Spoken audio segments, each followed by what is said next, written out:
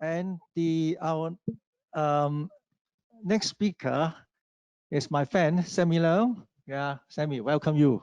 Just to say hi to the online, yes, the camera. And yeah, a lot of people looking at you. Yeah, yeah. And Sammie currently is the climate and sustainability leader of the PwC Mainland, China and Hong Kong. But now I believe you all mainly work in Hong Kong. So I spent, well, physically, because of the COVID, I've been around physically, but mentally I'm everywhere. Okay. So yeah, I look after the China Hong Kong market. But I think when you and I first met, I was spending quite a lot of time in Shenzhen. Yeah, okay. And Sammie has nearly 20 years of experience in the risk advisory profession. She helps the clients with a range of sustainability needs, which include sustainability strategy, development and implementation, ESG report, disclosure, and also advisory and the assurance, and also focusing on the ESG performance management. Sammie have also assist clients in identifying and implementing SDG issued by the UN Global Compact. And she also leading a lot of climate risk and TCFD project. All these are popular topic nowadays. Yep. If you notice, I've got a bit more gray hair. So the climate change and TCFD work have been keeping me and my team. Some of them are here and some of them are virtually pretty busy. But we like it, and this is important work. Then now it's still time for you for the presentation. Yeah, please. Right. Should I also mention the sustainability assessment framework? Can. Before I jump on to the SDG deck. Yeah, it's the show time. You can. Because it's an important collaboration between PwC and Green Council. Okay. Because the earlier speakers, some of them mentioned the reporting, as we were the technical advisor on that sustainability assessment too. So I just suspect today's audience, they all wear multiple hats. So many of them are involved in the sustainability reporting work. And I'm just promoting for the Green Council that there's a tool which is called Sustainability Assessment Service, which is your tool. At the beginning. All right. Yeah. And but need your support. Yeah. Right. We support by working very hard. So the product was launched on the internet, very green. Paperless, as far as I understood. So just to bring a bit of more additional awareness that there's a good tool which is around, and I encourage everyone to take a look and you assess whether you want to do it or not. It's meant to be helping to enhance your sustainability disclosure. So with that, I will move to here and start my little sharing. Definitely. Thank you. Time. Yeah, please. Right. Good morning again, everyone. I'm aware I might be the person between you and lunch. So definitely keeping this short and hopefully sweet. So SDGs, and today's we're focusing a great deal on reputation, corporate reputation. So I don't think, so first, I want to thank my team who put together this, to me, pretty simple but powerful deck. SDG covers a lot of the goals and the 17 goals that people on the webinar, I'm sure that they have been briefed by previous speakers. But we chose to start having this page because people, including our clients, including policies makers, regulators, important people, they all debate frequently among the 17 ones, or among E, S, and G, climate, environmental, which one is more important? So we put a lot of thought around that, and we thought that setting this outset, environmental, climate, the planet, which is common sense, but still, I think it sets the scenes of with this backdrop that climate is by far the most important, because without that, you know, considering the rest of the other goals would be a luxurious sort of ideas.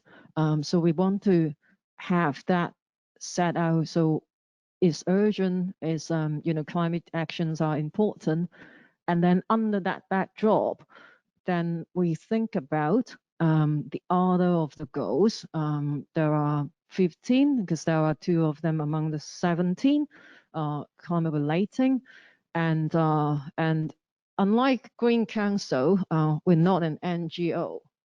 So we focus a great deal of helping clients from the for-profit angle. Even though SDGs from day one, it was having a strong focus on helping governments around the world to drive the planet to be a better place. But as the audience have already been briefed and people can witness in the marketplace today, it does have a great deal of relevance to businesses.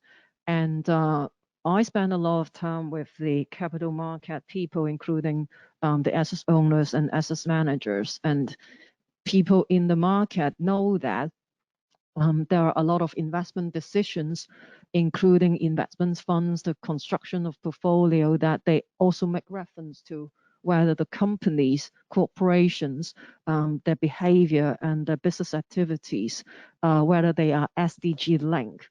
So that's the underlying sort of evidence or the reality to answer this very important question: why do SDG matter for business? Or why, if we are not government and we're not NGO, why would people, corporations actually care? So that's that. And one of the reasons, you know, in addition to reputation, is that's just real money relevance to that, because the investor speak. And so linking that to corporate reputation, I think people, if they don't remember the details of the story, but from the faces of the gentlemen, including Colin Kaepernick, that we have it here, you know, the social media, the momentum, or the the tractions and the wide discussions of what he did back then, with the recent, also in the States, there are a lot of social concerns around racism, and how that links to a brand, and how a brand, especially corporations with strong consumer market, how do they draw the line, and how do they react, or how do they take the opportunities to get their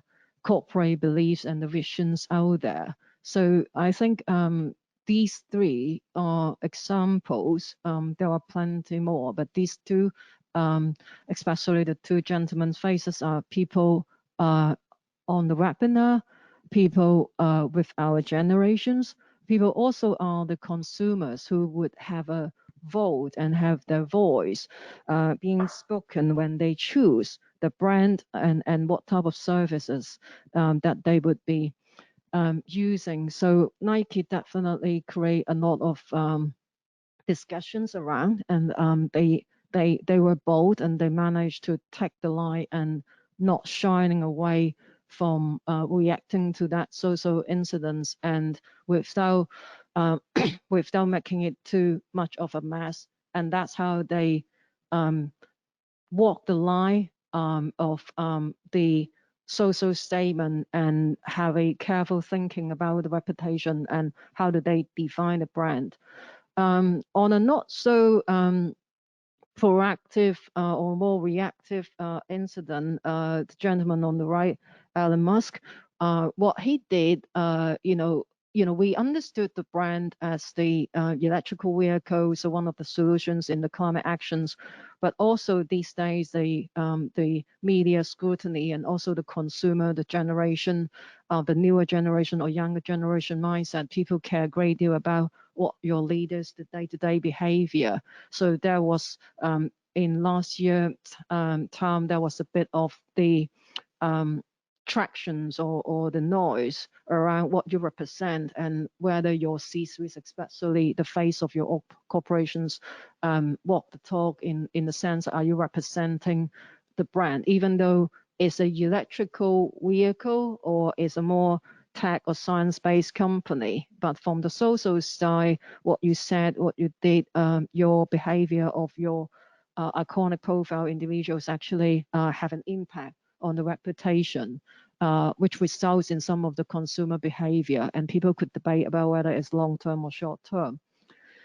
Lastly, on the one in the middle, and I mentioned individuals, because this is about reputation, so it links a great deal to how individuals, human beings react to behavior and activities.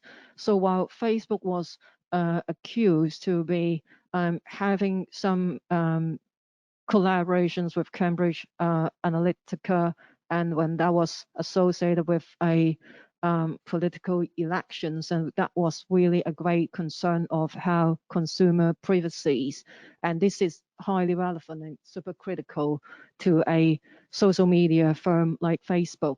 So it sounds broad and sometimes it sounds common sense, but the three stories here we summarize basically we're saying that sometimes there are sensitive issues like the Nike incident and how they took the opportunities to take the chance to express what they believe in.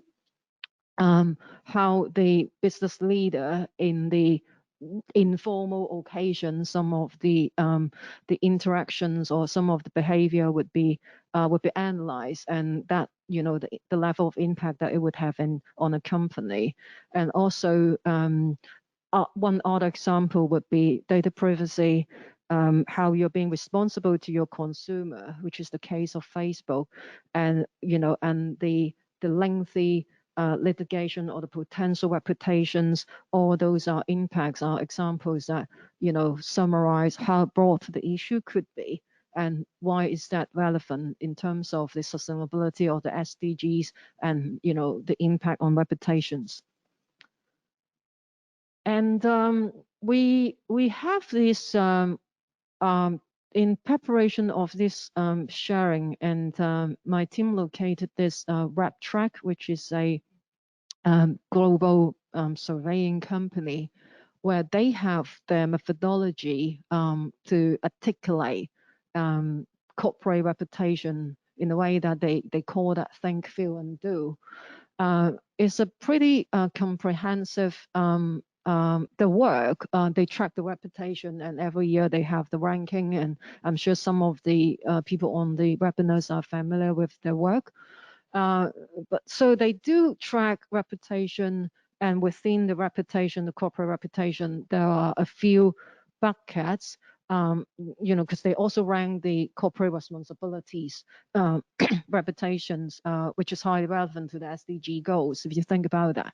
So we chose the dimension that that they analyze, and on the left, amongst these 7 categories, the bottom 3, citizenship, leadership, and performance, are, and also governance, clearly, that are the criteria that they focus around when they do the ranking of the corporate responsibilities. But by quoting their methodologies, we just want to articulate there are a great deal of analysis and surveys and statistics to track and measure how different groups of stakeholders, is pretty broad: consumer, investor, employees, regulators, and it's very hard to measure reputation. So this is just one example that there's a dedicated effort that they're tracking the brand awareness, the brand value, and clearly reputations, including a subset which they have the ranking dedicated for corporate responsibilities. And so it shows, and we're trying to prove that there's a clear linkage.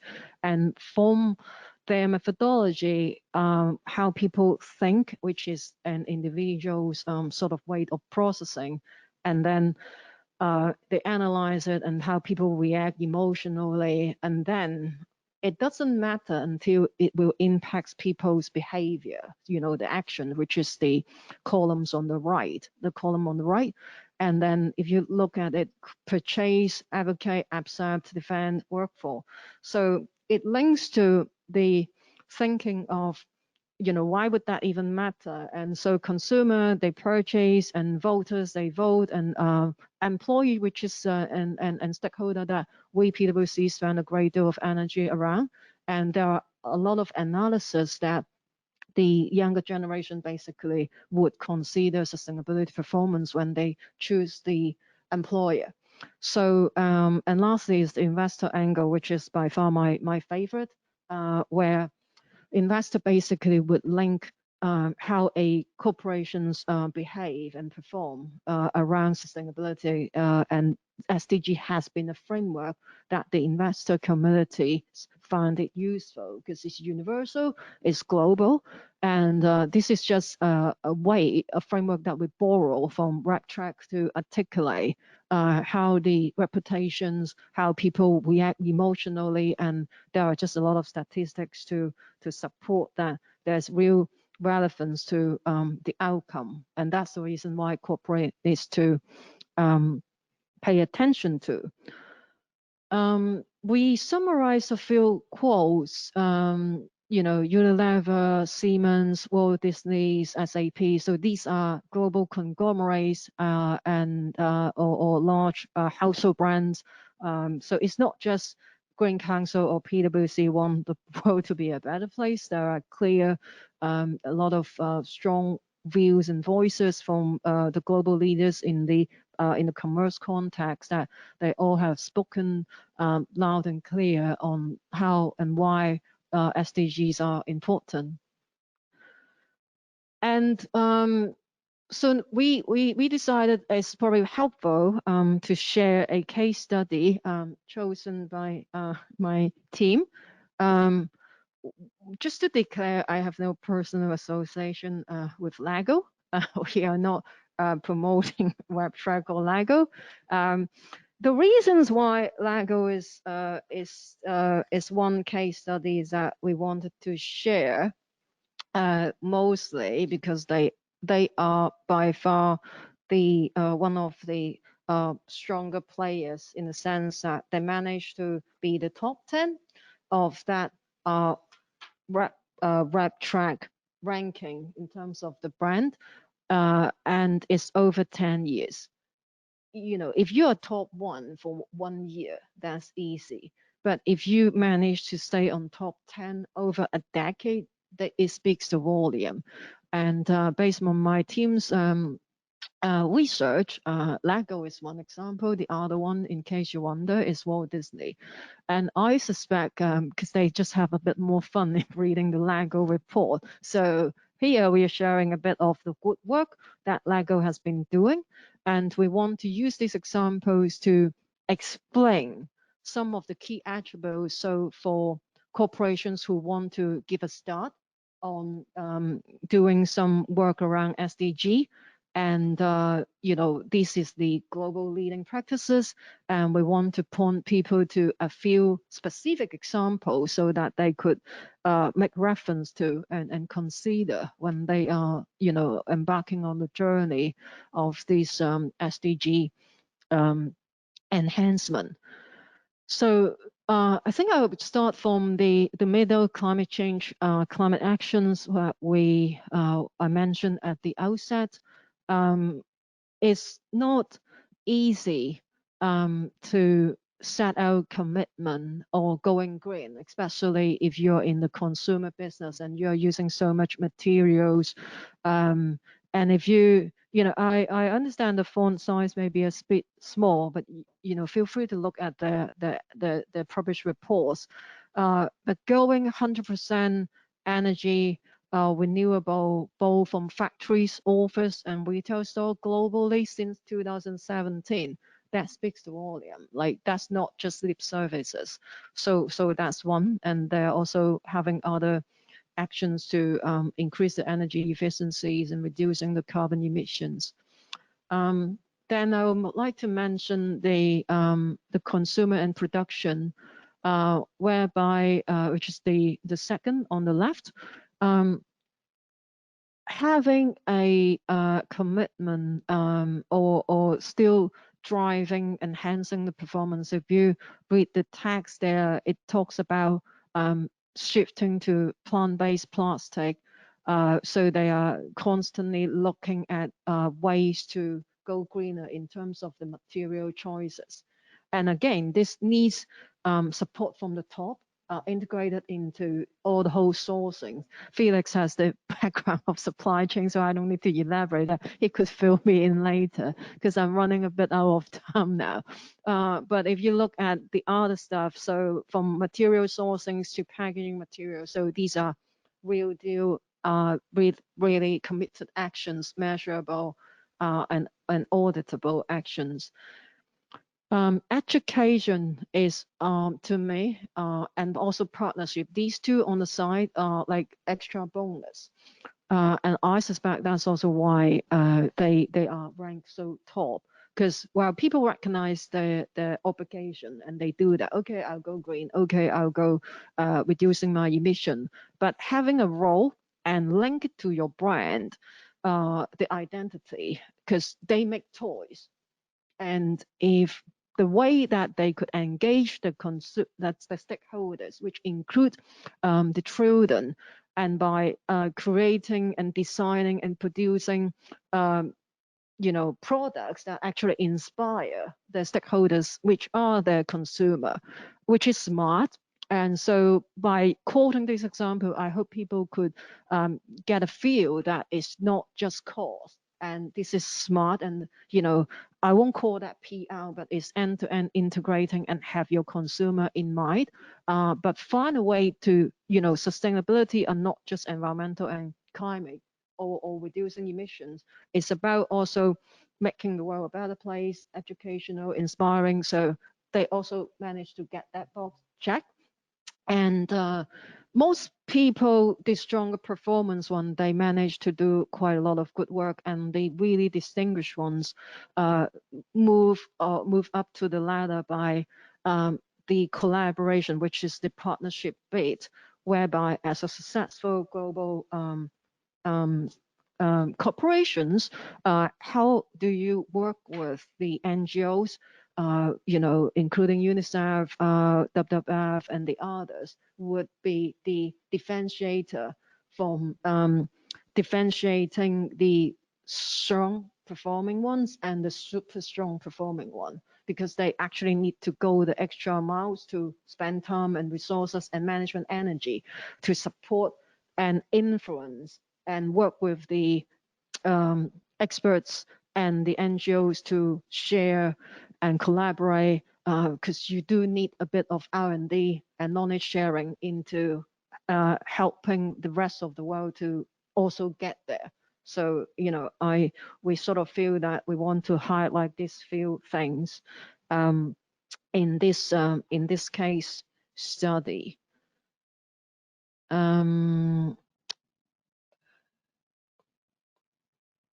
This is just to summarize, these LEGO examples, the SDG performance, and link back to our earlier discussions around stakeholders and reputations. So having the senior management, having the forward contributor, these are, typical and usual. But the last one, the quote, is from an 11-year-old Lego player, which is the consumer, which is pretty intelligent way, a smart way that they, from the voice of the consumer, and even a child could appreciate and the value and the good work of why Lego is being Lego, and it's about inspiring people. So with that, I noticed that my time is up, so I'm just going to wrap up a few key messages. It should be a win-win-win situation. It's not just a cost. It's definitely not a regulation requirement. But it sounds like if we look at the example of Lego, it's a win-win-win. Good for the environment that you operate in, good for your stakeholders, including the investor and your consumer, and be specific on what you do. And if you manage to walk the walk, actually, it is quite a rewardable journey. It's the message that we hope that people may remember after this 20 minutes sharing. All right, with that, I pass the time back to Felix, moving on to the Q&A. Thank you. Thank you, Sammie. You give us a lot of good example, outstanding company in doing SDG and also the value of focusing on the SDG. Thank you very much. But I do have some questions for you. I always welcome questions. Yeah, thank you. In fact, do you find the Hong Kong company, they do set target for the SDG instead of just reporting and matching? Some a dozen of our clients do. Some of the goals setting or target setting, some of them are more quantitative, some of them are more like a directional angle. We do have a couple of clients that they treat it very seriously, and but yeah, if you ask me whether or not it's the mainstream, it's not. But I'm pretty proud of the couple of clients that we have, and they do spend quite a lot of management energy when they analyze the 17 goals. I have one particular client that they have the C-suite in the room, and there's a ESG committee, and the board was involved, so they took it rather seriously.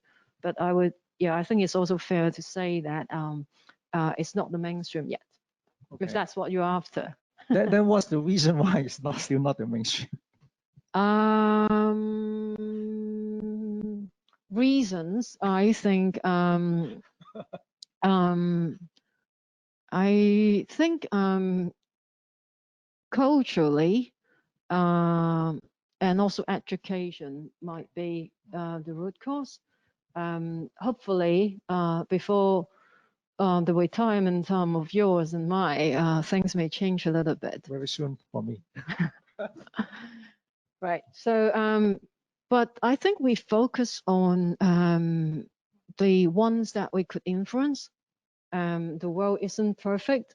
We do what we could. I don't get too upset or hung up by not 100% of my clients are not like SDG champions.